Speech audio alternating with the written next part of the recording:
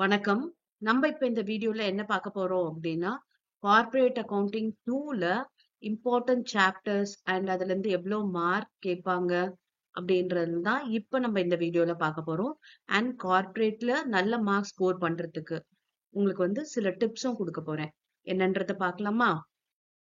பாத்தீங்கன்னா ஃபர்ஸ்ட் எல்லா சாப்டரோட கான்செப்ட் பேசிக்கா நல்லா தெரிஞ்சுக்கணும். கான்செப்ட் தெரிஞ்சுச்சு அப்படின்னா ஈஸியா எந்த விதமான ப்ராப்ளம் கொடுத்தாலும் நம்மளால சால்வ் பண்ண முடியும். வெறும் ப்ராப்ளம்ஸ்ல நம்ம கான்சென்ட்ரேட் பண்ணாம கான்செப்ட முதல்ல தெரிஞ்சுட்டு அதுக்கப்புறம் ப்ராப்ளம்ஸ் ஒர்க் அவுட் பண்ண ஆரம்பிங்க. அதுக்கப்புறம் practice with past year question paper. ப்ரீவியஸா இருக்க கொஷின் பேப்பர்ஸ் எல்லாமே ஒர்க் அவுட் பண்ணுங்க. அப்பதான் எந்த மெத்தட்ல மாடல்ல நமக்கு ப்ராப்ளம் கேக்குறாங்க ஃப்ரீக்வெண்டா அப்படின்ற ஐடியா கிடைக்க வரும். ஓகே. அப்புறம் பிரசன்டேஷன் நீட்டா பிரசன்ட் பண்ணுங்க. எப்பொழுதுமே பாத்தீங்கன்னா 10 மார்க் ப்ராப்ளம் ஃபர்ஸ்ட் போடுங்க. அதுக்கப்புறம் 5 மார்க் அட்டென்ட் பண்ணுங்க. அண்ட் அதுக்கப்புறம் 2 மார்க்ஸ் எழுதுங்க. இப்ப 10 மார்க்கும் 5 மார்க்கும் நீங்க கரெக்டா போட்டிருக்கீங்க அப்படின்ற பட்சத்துல உங்களுக்கு நிச்சயம் 2 மார்க்ஸ்ல தியரி பார்ட்டா தான் இருக்கும் மேஜரா. அது உங்களுக்கு மார்க் குறைக்காம உங்களுக்கு ஃபுல்லா மார்க்ஸ் கொடுக்கறதுக்கு பாசிபிலிட்டிஸ் இருக்கு. அண்ட் முக்கியமான விஷயம் என்னன்னா எல்லாமே அட்டென்ட் பண்ணுங்க. ஓகே. எந்த ஒரு கொஸ்டினும் விட்டுறாதீங்க. 10 மார்க் கொஸ்டின் 3யும் 5 மார்க் 5ம் அண்ட் 2 மார்க் 10ம் அட்டென்ட் பண்ணோம் அப்படின்னா ஓகே பாஸ் பண்றதுக்கு ரொம்பவே ஈஸியா இருக்கும். ஓகே. நிறைய பேர் பாஸ் பண்றதும் எப்படி அப்படின்னு கார்ப்பரேட்ல கேக்குறாங்க. பாஸ் பண்றதுன்றது ஒரு பெரிய விஷயமே கிடையாது. இது எல்லாத்தையுமே நீங்க அட்டென்ட் பண்ணீங்க அப்படின்னா நிச்சயம் உங்களால பாஸ் மார்க் வாங்க முடியும். அண்ட் கால்குலேஷன் ஒவ்வொன்றும் பாத்தீங்கன்னா டபுள் கால்குலேஷன் போட்டு பாருங்க. ஓகே. ஒரு வாட்டி போட்டுட்டு அப்படியே பிளைண்டா எடுத்து போடாம இன்னொரு வாட்டி அதை செக் பண்ணிட்டு அதுக்கப்புறம் போடுறது மூலமா நம்ம சில்லி மிஸ்டேக்ஸ் எல்லாத்தையும் அவாய்ட் பண்ணிக்கலாம். அதுக்கப்புறம் முன்னவே பாத்தீங்கன்னா நிறைய ஃபார்மேட் எல்லாம் இருக்கு. ஒவ்வொரு இந்த கார்ப்பரேட் பொறுத்த வரைக்கும் பாத்தீங்கன்னா பேங்க் அக்கௌண்ட்ஸா இருக்கட்டும், இன்சூரன்ஸா இருக்கட்டும், லிக்விடேஷனும் பாத்தீங்கன்னா ஒரு ஆர்டர் ஆஃப் பேமெண்ட் தான் நம்ம பண்ண போறோம் இல்லையா? அதனால இதுல இருக்க ஃபார்மேட்ஸ் எல்லாத்தையும் முதலே சம்மரி ஆட்டும் எழுதி வச்சுட்டு அதை நீங்க பிராக்டிஸ் பண்ணிக்கிட்டே இருந்தீங்க அப்படின்னா உங்களுக்கு இந்த ஃபார்மேட்ஸ்ல எல்லாம் தப்பு வர்றதுக்கு வாய்ப்பு ரொம்பவே கம்மியா இருக்கும். எஸ். இப்ப எந்தெந்த சாப்டர்ஸ்ல நம்ம கான்சென்ட்ரேட் பண்ணணும் அப்படின்றத பார்க்கலாம். பாத்தீங்கன்னா ஃபர்ஸ்ட் யூனிட் என்ன அப்படின்னா amalgamation, internal reconstruction and external reconstruction. Okay. இப்ப இதுல பாத்தீங்கன்னா உங்களுக்கு 5 மார்க்கும் கண்டிப்பா ஒரு கொஸ்டின் இருக்கும் அண்ட் 10 மார்க்கும் இருக்கும். அதனால நம்ம இதுல பாத்தீங்கன்னா 2 chapter okay amalgamation and external ரீகன்ஸ்ட்ரக்ஷன்லாம் ஒரே போலதான் இருக்கும் கிட்டத்தட்ட. அண்ட் இந்த இன்டர்னல் ரீகன்ஸ்ட்ரக்ஷன் என்டையரா அப்படியே வேற. அதனால 2 சாப்டர் நம்ம ஃபுல்லா கான்சென்ட்ரேட் பண்ண வேண்டியதா இருக்கும். சோ இது 10 மார்க் அட்டன் பண்றத கொஞ்சம் அவாய்ட் பண்ணிக்கிட்டு 5 மார்க்குக்கு மட்டும் இந்த சாப்டர்ல இருந்து கான்சென்ட்ரேட் பண்ணிக்கிட்டீங்கன்னா உங்களால ஈஸியா 5 மார்க் ஸ்கோர் பண்ணிட முடியும். ஏன் சொல்றேன் இந்த 10 மார்க் வேண்டாம் அப்படின்னா இப்ப அடுத்து வர யூனிட்ல இருக்க சாப்டர்ஸ்ல இருக்க ப்ராப்ளம்ஸ் எல்லாம் ரொம்பவே ஈஸியானதுதான். ஓகே. அதுல படிக்கிறது மூலமா 10 மார்க் எப்படியும் நம்ம 3 10 மார்க் தான் அட்டென்ட் பண்ண போறோம். அப்படின்னும் போது அந்த சாப்டர்ல எல்லாம் 10 மார்க் கான்சென்ட்ரேட் பண்ணிட்டோம். இதுல வெறும் 5 மார்க் கான்சென்ட்ரேட் பண்ணா தாராளமா போதும். ஓகே. 5 மார்க்கு பாத்தீங்கன்னா பர்ச்சேஸ் கன்சிடரேஷன் கால்குலேஷன் கேட்கறதுக்கு வாய்ப்பு இருக்கு. அண்ட் இன்டர்னல் ரீகன்ஸ்ட்ரக்ஷன்ல பாத்தீங்கன்னா ஜஸ்ட் ஒரு கேபிட்டல் ரிடக்ஷன்ஸ்க்கு என்ட்ரி பாஸ் பண்ணுங்க அப்படின்னு சொல்ற அளவுக்கு இருக்கும். இன்டர்னல் ரீகன்ஸ்ட்ரக்ஷன்ல பாத்தீங்கன்னா என்ட்ரிஸ் எல்லாம் ரொம்பவே கம்மி தான்.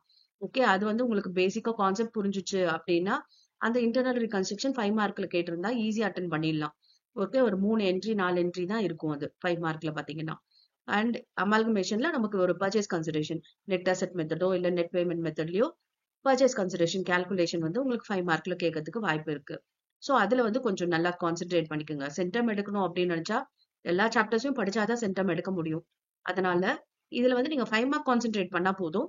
10 மார்க்குக்கு நம்ம மீதி சாப்டர்ல இருந்து பாத்துக்கலாம். ஓகே. அடுத்து பாத்தீங்கன்னா banking company account. Banking company account பாத்தீங்கன்னா it is full of format தான். உங்களுக்கே தெரியும் ஷெட்யூல்ஸ் இருக்கு. இந்த ஷெட்யூல்ஸ் எல்லாம் கரெக்டா போடணும். அண்ட் ரொம்பவே ஈஸி தான் இதுல. 10 மார்க்கா இருக்கட்டும் 5 மார்க்கா இருக்கட்டும் ரொம்பவே ஈஸியா இதுல ஸ்கோர் பண்ணிடலாம். 5 மார்க்ல பாத்தீங்கன்னா அந்த ரிபேட் நிறைய டைம் கேட்கறதுக்கு பாசிபிலிட்டிஸ் இருக்கு. ஓகே. இல்ல ஒரு சின்ன இன்ஃபர்மேஷன் கொடுத்து வெறும் நம்மள ப்ராஃபிட் அண்ட் லாஸ் மட்டும் ப்ரிப்பேர் பண்ண சொல்லலாம். ஓகேவா? அப்படி இல்லைன்னா உங்களுக்கு பாத்தீங்கன்னா அந்த நான் பெர்ஃபார்மிங் அசெட்ஸ் ரொம்பவே ஈஸியானது. இருக்கிறதுலே ஈஸியானது. ஓகே. அதோட பெர்சன்டேஜ் ப்ரொவிஷன்ஸ் மட்டும் தெரிஞ்சுக்கிட்டீங்கன்னா ஈஸியா அதுல 5 மார்க் வாங்கிடலாம். பேங்கிங்ல பாத்தீங்கன்னா 5 மார்க்ல இதை தான் கேட்பாங்க. உங்களுக்கு நான் பெர்ஃபார்மிங் அசெட்டா இருக்கலாம், இல்ல ரிபேட் ஆன் பில்ஸ் டிஸ்கவுண்டடா இருக்கலாம், இல்ல ரொம்ப சின்ன ப்ராஃபிட் அண்ட் லாஸ் போடுங்க அப்படின்ற மாதிரி இருக்கலாம். 10 மார்க்ல பாத்தீங்கன்னா உங்களுக்கு ஒரு ஃபுல் ஃபிளெஜ் ப்ராப்ளம் இருக்கும். பேலன்ஸ் ஷீட் வரைக்கும் போடுற மாதிரிலாம் இருக்கலாம். ஓகே. ஆனாலும் பாத்தீங்கன்னா நிறைய இன்ஃபர்மேஷன் கொடுக்க மாட்டாங்க. லிமிட்டடா தான் கொடுப்பாங்க. ஆனா ரொம்பவே ஈஸியான சாப்டர் தான் இந்த பேங்க் அக்கௌண்ட்ஸ்ன்றது.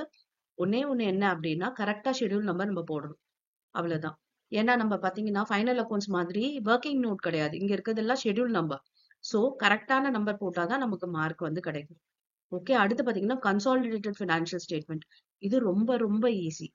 ஓகே. இது கான்செப்ட் புரிஞ்சுட்டீங்க அப்படின்னா ரொம்ப ஈஸியா இதுல 10 மார்க் வாங்கிடலாம். ஓகே. இதுல நம்ம வந்து calculation of capital profit, revenue profit, minority interest, cost of control, அப்புறம் கன்சாலிடேட்டட் பேலன்ஸ் ஷீட். ரொம்ப ஈஸியான ப்ராப்ளம் தான். இது வந்து அவசியம் படிங்க. ஏன்னா உங்களுக்கு 5 மார்க்லயும் கேட்பாங்க, 10 மார்க்லயும் கேட்பாங்க இதுலயும். ஓகே. 10 மார்க்குக்கு இதை கண்டிப்பா ப்ரிஃபர் பண்ணுங்க. பிகாஸ் நம்ம ஆன்சர் வந்து செக் பண்ணிக்கலாம். நமக்கு டேலி ஆயிடுச்சா இல்லையான்றத பார்த்து நம்ம சரியா போட்டிருக்கோமா அப்படின்றத கன்ஃபார்ம் பண்ணிக்க முடியும் இந்த சாப்டர் மூலமா. ஓகே. அப்ப இதுல வந்து 15 மார்க் டெஃபினைட் கொஸ்டின் உண்டு உங்களுக்கு 5 மார்க்லயும் 10 மார்க்லயும். இன்சூரன்ஸ் பாத்தீங்கன்னா அதுவும் ரொம்ப ஈஸி தான். இந்த இன்சூரன்ஸ்ல வந்து இந்த கரெக்ட் லைஃப் அஷூரன்ஸ் ஃபண்ட் இருக்கு இல்லையா, அதுதான் மேஜர் ஆஃப் கொஸ்டின் பேப்பர்ஸ்ல 5 மார்க்ல கேட்டிருக்காங்க. ஓகே. பாத்தீங்கன்னா அதுவும் ரிப்பீட்டடா சேம் ப்ராப்ளமே நிறைய கொஸ்டின் பேப்பர்ல அதே ப்ராப்ளமே கேட்டிருக்காங்க. கரெக்ட் லைஃப் அஷூரன்ஸ் ஃபண்டை எப்படி அசர்டைன் பண்ணணும் அப்படின்றது தான். ஓகே. And 10 mark. 10 மார்க் கூட இது வந்து நீங்க கான்சென்ட்ரேட் பண்றதை விட நீங்க மத்த சாப்டர்ல பார்க்கலாம். அதாவது பேங்க், அப்புறம் வந்து கன்சாலிடேட்டட் ஃபினான்ஷியல் ஸ்டேட்மெண்ட், லிக்விடேஷன்ல 10 மார்க் கான்சென்ட்ரேட் பண்ணிக்கலாம். ஓகே. இதுவும் ஈஸி தான். இது பாக்குறதா இருந்தாலும் பாத்துக்கோங்க 10 மார்க்குக்கு. நான் வந்து எதை ப்ரிஃபர் பண்ணுவேன் அப்படின்னா லிக்விடேஷன்லயும், பேங்க் அக்கௌண்ட்ஸ்லயும் அண்ட் கன்சாலிடேட்டட் ஃபினான்ஷியல் ஸ்டேட்மெண்ட், அதாவது ஹோல்டிங் கம்பெனி, அதுல வந்து 10 மார்க்குக்கு கான்சென்ட்ரேட் பண்ணிப்பேன். ஓகே. லிக்விடேஷன் ஆஃப் கம்பெனிஸும் பாத்தீங்கன்னா ரொம்ப ஈஸி தான். அண்ட் 5 மார்க்ல இதுல ஒரு சின்ன ஒரு லிக்விடேட்டர் ரெமுனரேஷன் கால்குலேஷனா இருக்கட்டும், இல்ல ஒரு சின்ன பேமெண்ட் கொடுப்பாங்க, அத மாதிரி இருக்கும். அண்ட் 10 மார்க்கும் இது வந்து கான்செப்ட் புரிஞ்சிச்சு அப்படின்னா லிக்விடேஷன்ல ஈஸியா 10 மார்க் ஸ்கோர் பண்ணிடலாம். எந்த ஒரு கஷ்டமும் இருக்காது. இப்போ உங்களுக்கு எல்லா இந்த சாப்டர்ஸோட வீடியோஸும் இருக்கு. ப்ரீவியஸா டீடைல்டா எல்லாமே போட்டிருக்கு. அதோட லிங்க் வந்து உங்களுக்கு நான் டிஸ்கிரிப்ஷன்லயும் அண்ட் கமெண்ட்லயும் பின் பண்றேன். இந்த சாப்டர்ஸ்க்கு எல்லாம் நீங்க வந்து வீடியோஸ் அதுல பாத்துக்கலாம். எஸ். இப்போ நெக்ஸ்ட் வீடியோல வேற ஒரு டாபிக் நம்ம பார்க்கலாம். Thank you for your patient listening.